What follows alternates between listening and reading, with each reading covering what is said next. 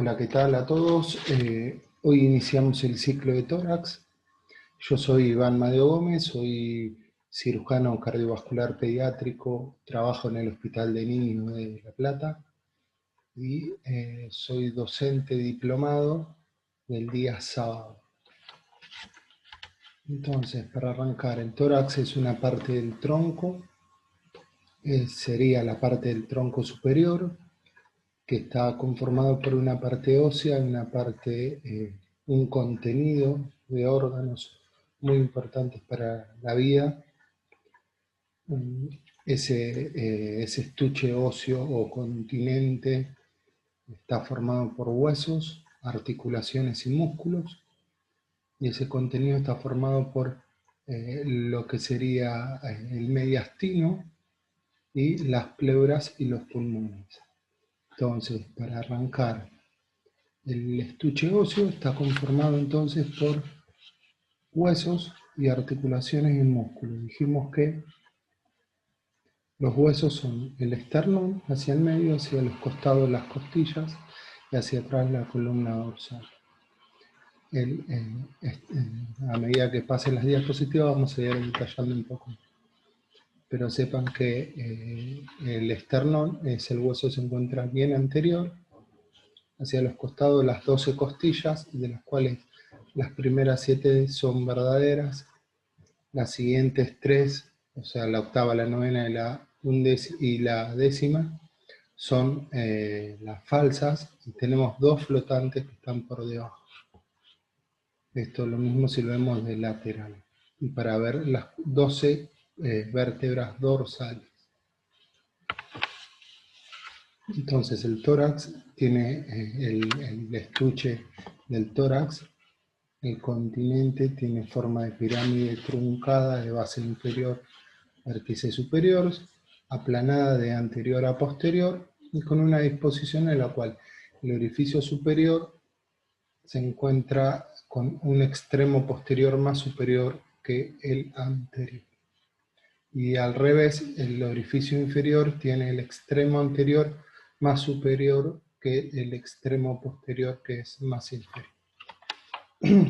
Entonces, como para ir acomodándonos el tórax, entonces tiene una cara anterior que está formada por el esternón, una cara lateral que está formada por las costillas, la cara posterior que, si bien comienza en el ángulo posterior de las costillas, se continúa hacia el medio con las vértebras dorsales. Un orificio anterior que comprende cuerpo anterior, cara anterior del cuerpo de la primera vértebra torácica, primera costilla y horquilla esternal. Ese orificio tiene 6 centímetros de antero-posterior y 10 centímetros de lateral a lateral. Y un orificio inferior que es un poco más grande, ¿no? Está ubicado en el abdomen per se, porque el límite inferior del tórax es un músculo llamado diafragma, pero en lo que sería la parrilla costal se encuentra entonces en la última vértebra dorsal, que se continúa por la última costilla dorsal, y un plano que se continúa hacia adelante con el cartílago intercostal, que se va a unir al séptimo y a su vez se va a unir al esternón.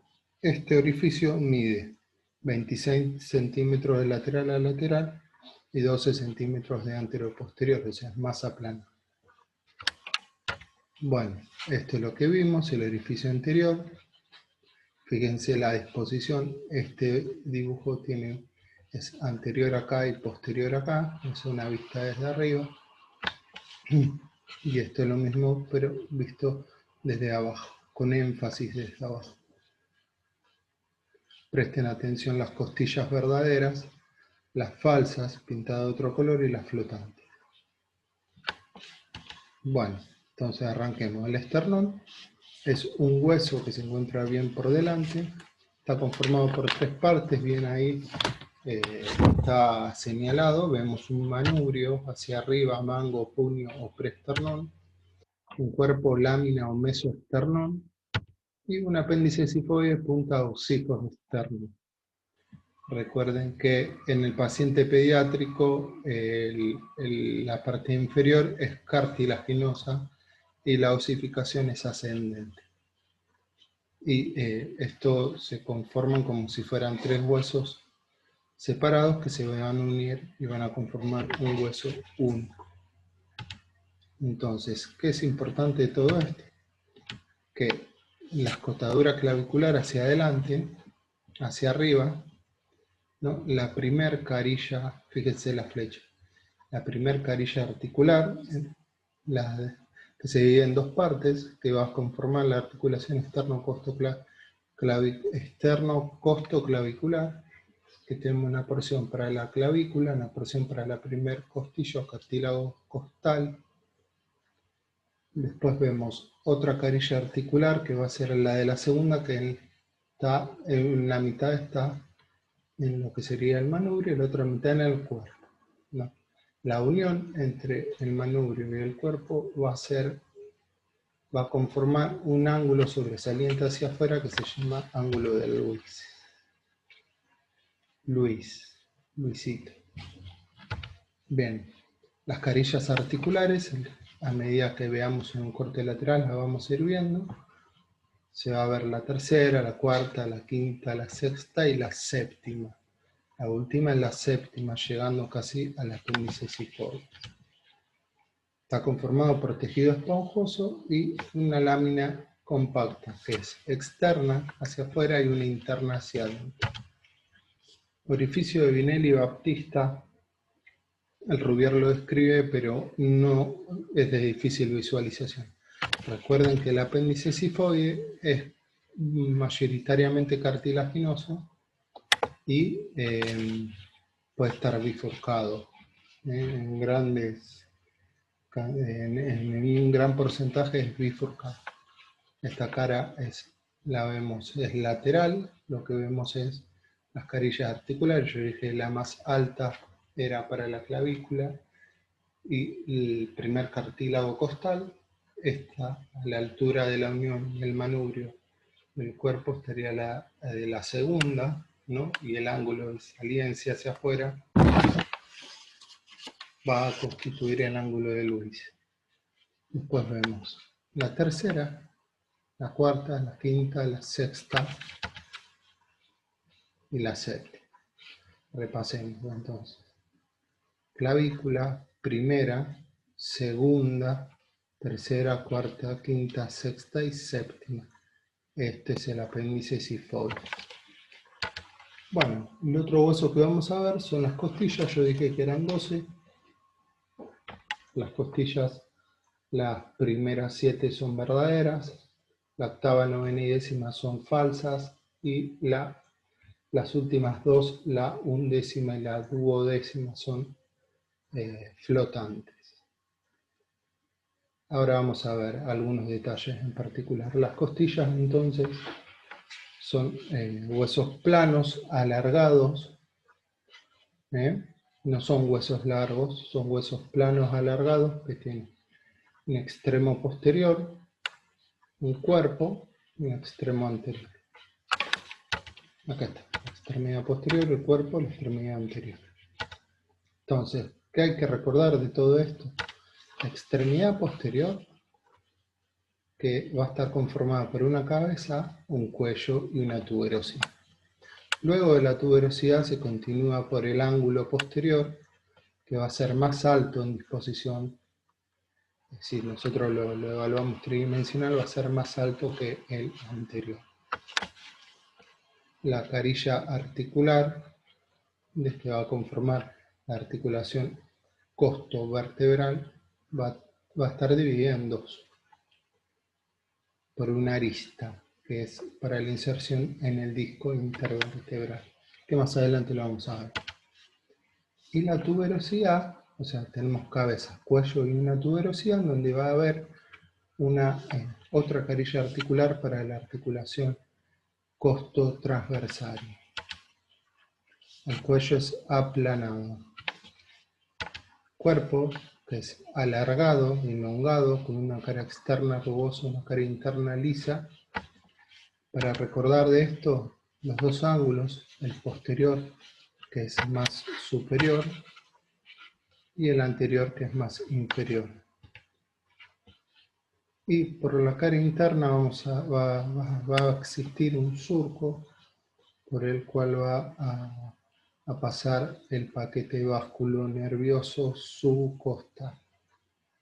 Y para decir de la extremidad anterior, sepan que es excavada y siempre se va a continuar con el cartílago costal, excepto en dos costillas, las flotantes. Entonces, ¿qué vemos? Esta es una vista posterior, una costilla del lado izquierdo. Recordemos, las costillas son 12 de cada lado, son pares. Vemos la extremidad posterior con sus dos carillas articulares para la articulación costovertebral.